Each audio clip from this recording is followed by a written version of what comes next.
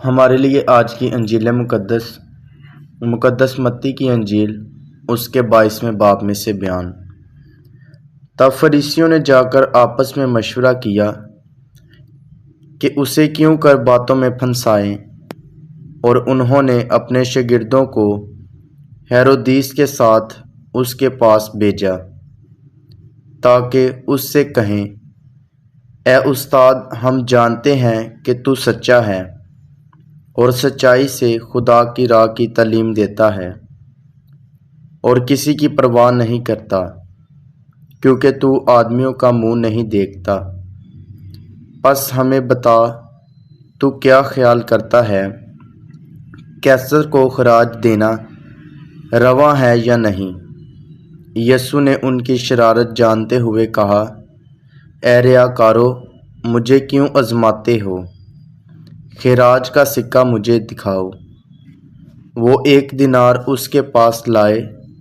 تب اس نے ان سے کہا، یہ صورت اور تحریر کس کی ہے؟ انہوں نے کہا، قیصر کی۔ تب اس نے ان سے کہا، پس جو قیصر کا ہے قیصر کو، اور جو خدا کا ہے خدا کو ادا کرو۔ پاک کلام کے پڑھے اور سنے جانے پر خدا کی برکت ہو۔ خدا کا شکر ہو۔ باپ اور بیٹے اور روح القدس کے نام میں آمین۔ خوشپر سے ایرک سلویسٹر آج کی تلاوتوں پر دھیان و گیان کے ساتھ آپ کی خدمت میں حاضر ہے۔ عزیز مومنین، آج سال کے دوران 29واں اتوار ہے اور آج کی تلاوتیں ہمیں وفاداری اور ذمہ داری کا درس دیتی ہیں۔ نیز ہم کیسے دنیاوی بادشاہی اور خدا کی بادشاہی کے مؤثر شہری بن سکتے ہیں۔ خدا کی حکمرانی اس دنیا کے حکمرانوں کی طرح نہیں۔ دنیا کے حکمران ایک مقررہ وقت کے لیے اور خاص خطے کے لیے ہیں، لیکن خدا کی حکمرانی تمام زمین کے لیے ہے۔ عزیز مومنین، آج کی پہلی تلاوت اشعیاء نبی کی کتاب سے لی گئی ہے۔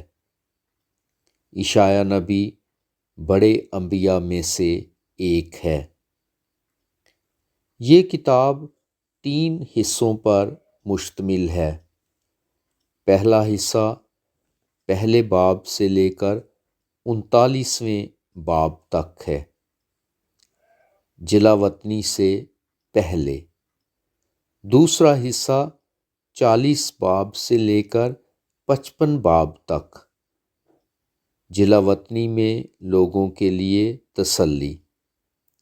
تیسرا حصہ 56 باب سے لے کر 66 باب تک، جلا وطنی کے بعد خدا کا وعدہ۔ آج کی تلاوت میں بتایا گیا ہے کہ خدا فارس کے بادشاہ کورش سے کہتا ہے کہ میں نے تمہیں بلایا ہے، حالانکہ تم مجھے نہیں جانتے۔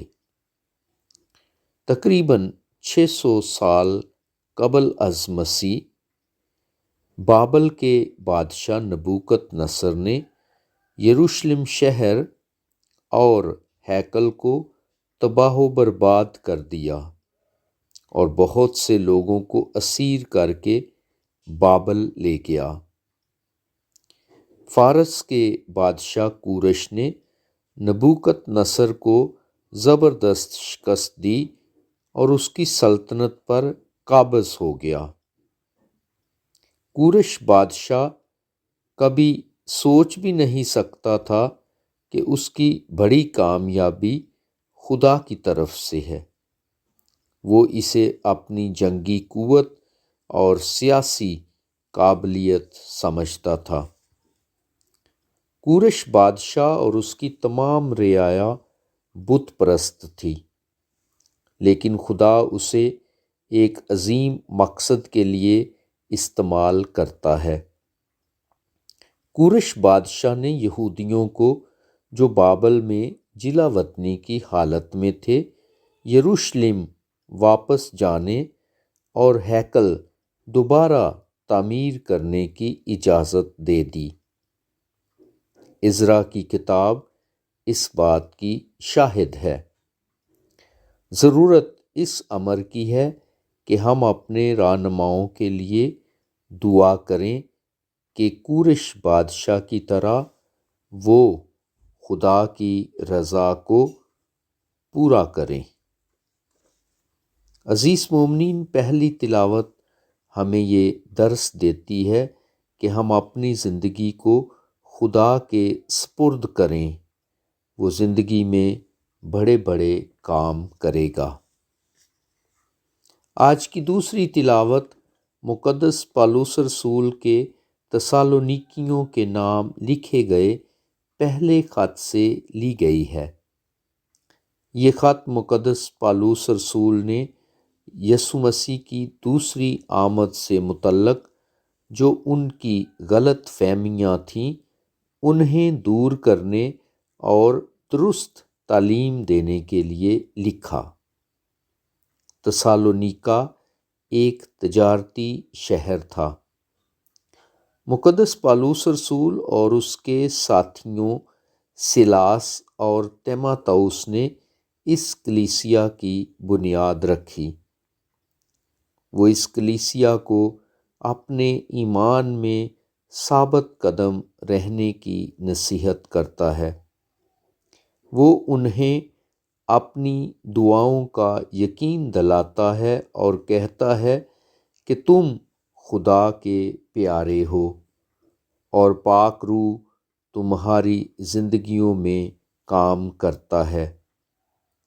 وہ بڑی خوبصورت ہدایات دیتا ہے جو ہمارے لیے مشعل راہ ہیں کہ ایمان کے ساتھ کام کرنا، محبت میں محنت کرنا اور امید پر قائم رہنا۔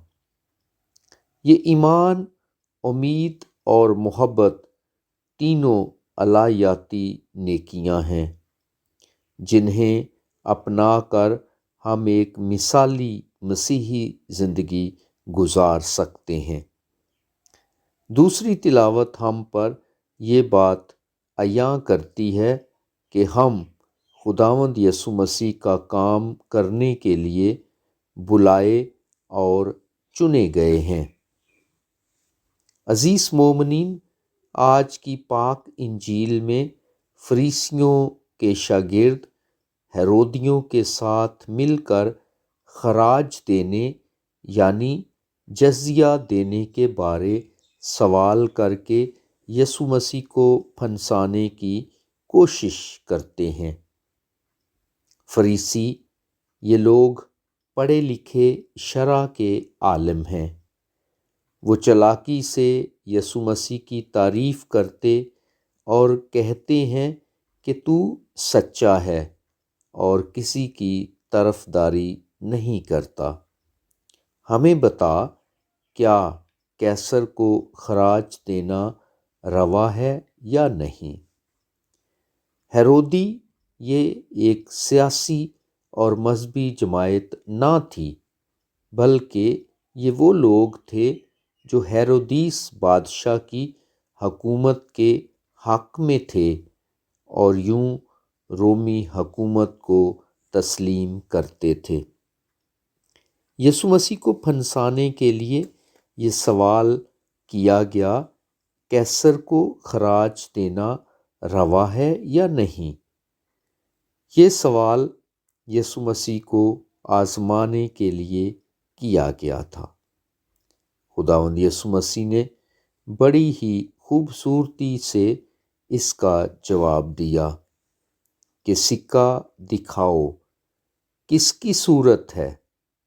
انہوں نے کہا، قیصر کی۔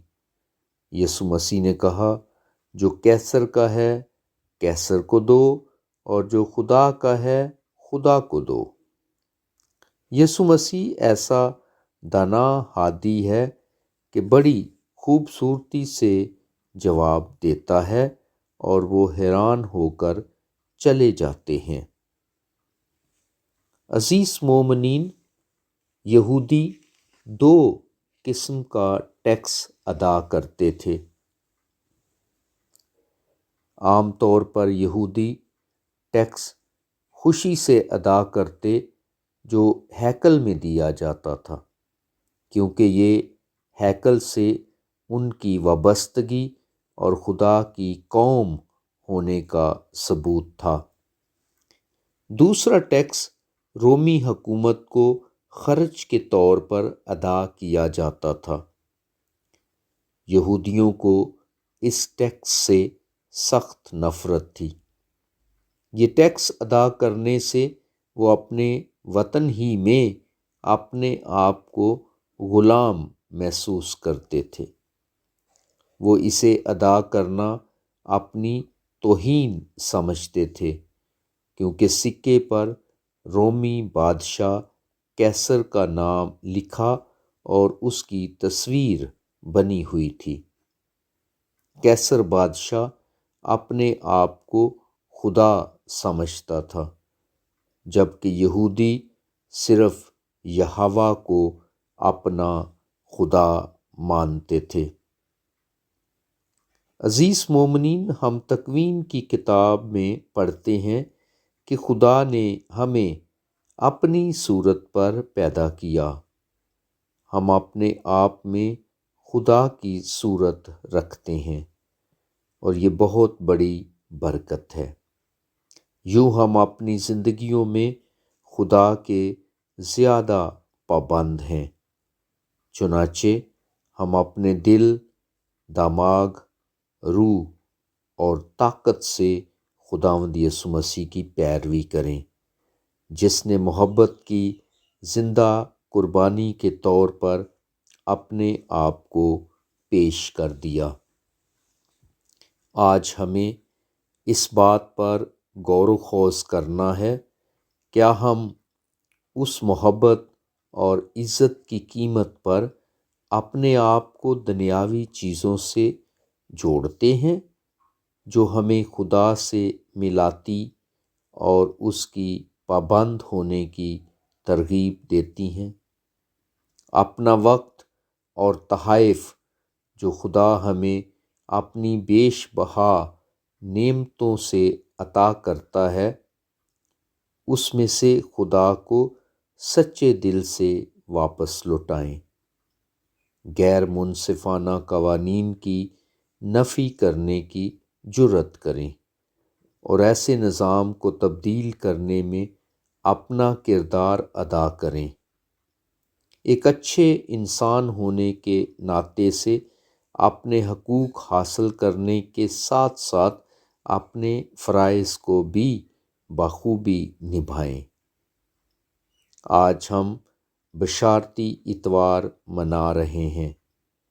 خداوند یسوع مسیح کی کلیسیا کی یہ پہچان ہے کہ یہ بشارتی اور رسالتی ہے۔ اگر یہ اس کی خاصیت نہیں تو پھر یہ یسوع مسیح کی کلیسیا ہو نہیں سکتی۔ آئیں خدا باپ سے دعا مانگیں کہ وہ ہمیں یہ فضل بخشے تاکہ ہم بشارت کے کاموں میں بڑھ چڑھ کر حصہ لیں، تاکہ خداوند یسوع مسیح کی بادشاہی قائم ہو۔ مسیح خداوند کے وسیلے سے آمین۔